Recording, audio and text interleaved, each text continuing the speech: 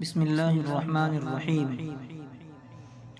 بدر کے قیدیوں میں رسول اللہ صلی اللہ علیہ وسلم کے داماد حضرت ابو العاص بن ربیع رضی اللہ تعالیٰ عنہ بھی تھے۔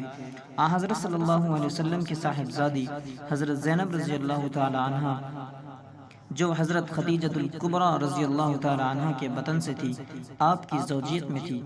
حضرت خدیجہ رضی اللہ تعالیٰ عنہ ابو العاص کی خالہ تھی، ان کو بمنزلہ اولاد کے سمجھتی تھی۔ خود حضرت خدیجہ رضی اللہ تعالیٰ عنہ نے آپ صلی اللہ علیہ وسلم سے کہہ کر بعثت سے قبل زینب رضی اللہ تعالیٰ عنہ کا عقد ابو العاص سے کیا تھا۔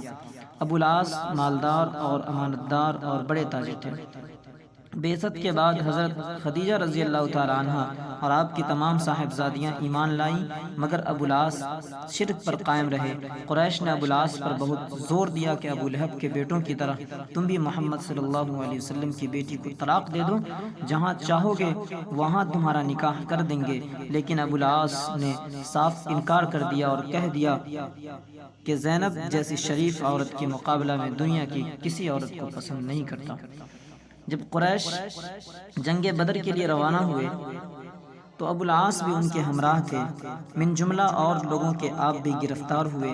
اہل مکہ نے جب اپنے قیدیوں کا فدیہ روانہ کیا تو حضرت زینب رضی اللہ تعالیٰ عنہ نے اپنے شوہر ابو العاص کے فدیہ میں اپنا وہ ہار بھیجا جو حضرت خدیجہ رضی اللہ تعالیٰ عنہ نے شادی کے وقت ان کو دیا تھا۔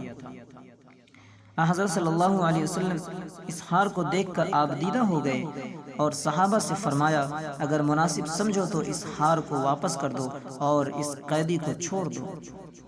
اسی وقت تسلیم اور انقیاد کی گردنیں خم ہو گئی، قیدی بھی رہا کر دیا گیا اور ہار بھی واپس ہو گیا۔ مگر رسول اللہ صلی اللہ علیہ وسلم نے ابو العاص سے یہ وعدہ لے لیا کہ مکہ پہنچ کر زینب کو مدینہ بھیج دے۔ ابو العاص نے مکہ پہنچ کر زینب کو مدینہ جانے کی اجازت دے دی اور اپنے بھائی کنانہ بن ربیع کے ہمراہ روانہ کیا۔ کنانہ نے عین دوپہر کے وقت حضرت زینب رضی اللہ تعالی عنہ کو اونٹ پر کرایا اور ہاتھ میں تیر کمان لی اور روانہ ہوئے۔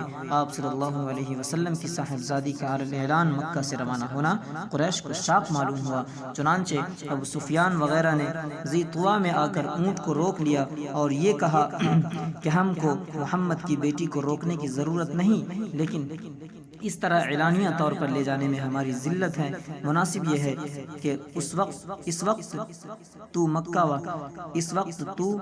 واپس چلو اور رات کے وقت لے کر روانہ ہو جاؤ۔ کنانہ نے اس کو منظور کیا۔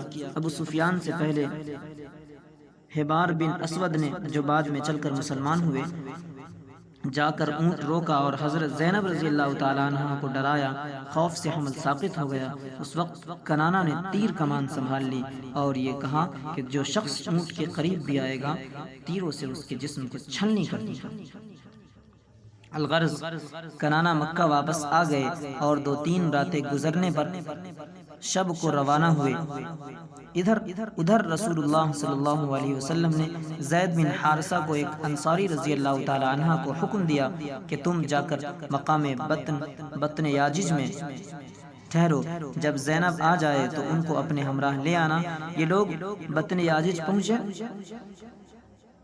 تو ادھر سے کنانہ بن ربیع آتے ہوئے ملے۔ کنانہ وہیں سے واپس ہو گئے اور زید بن حارثہ ماں اپنے رفیق کے صاحبزادی کو لے کر مدینہ روانہ ہوئے۔ جنگ بدر کے 1 ماہ بعد مدینہ پہنچے۔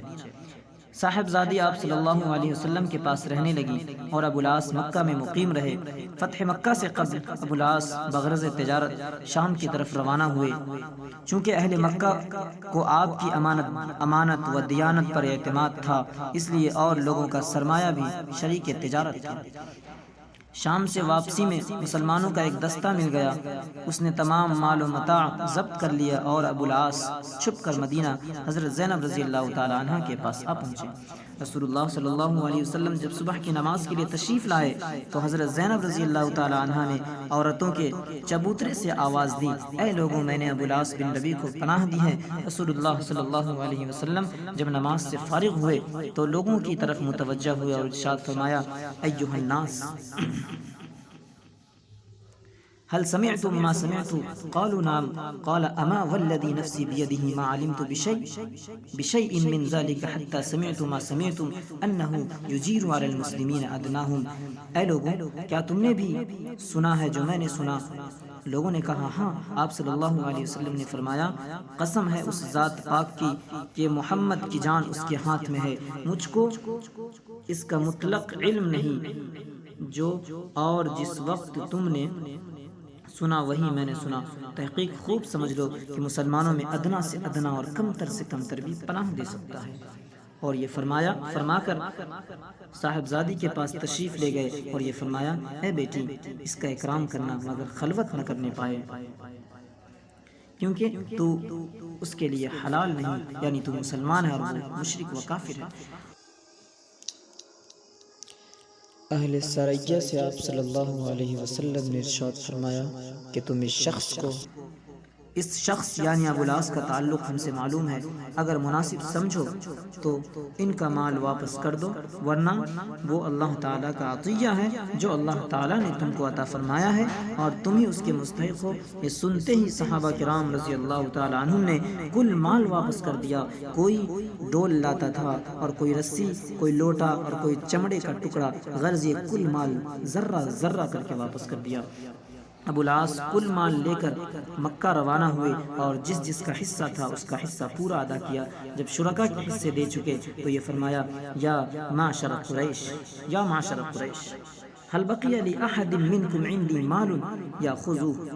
قالوا لا فجزاك الله خيرا فقد وجدناك وافيا كريما قال فأشهد أن لا إله إلا الله وأن محمدا عبده ورسوله والله ما منعني من الإسلام عنده إلا تخوف أن آكل أموالكم فلما أداها الله إليكم وفرغت منها أسلمت۔ اے گروہ قریش، کیا کسی کا کچھ مال میرے ذمہ باقی رہ گیا ہے جو اس نے وصول نہ کر لیا ہو؟ قریش نے کہا نہیں، بس اللہ تجھ کو جزائے خیر دے، تحقیق ہم نے تجھ کو وفادار اور شریف پایا۔ کہا پس میں گواہی دیتا ہوں کہ اللہ کے سوا کوئی معبود نہیں اور بے شک محمد صلی اللہ علیہ وسلم اللہ کے بندے اور اس کے رسول ہیں۔ میں اب تک فقط اس لیے مسلمان نہیں ہوا کہ لوگ یہ گمان نہ کرے کہ میں نے مال کھانے کی خاطر ایسا کیا ہے۔ جب اللہ نے تمہارا مال تم تک پہنچا دیا اور میں اس ذمہ داری سے سبکدوش ہو گیا تب مسلمان ہوا۔ اس کے بعد ابو العاص رضی اللہ تعالیٰ عنہ مکہ سے مدینہ چلے آئے اور رسول اللہ صلی اللہ علیہ وسلم نے پھر حضرت زینب رضی اللہ تعالیٰ عنہ کو آپ کی زوجیت میں دے دیا۔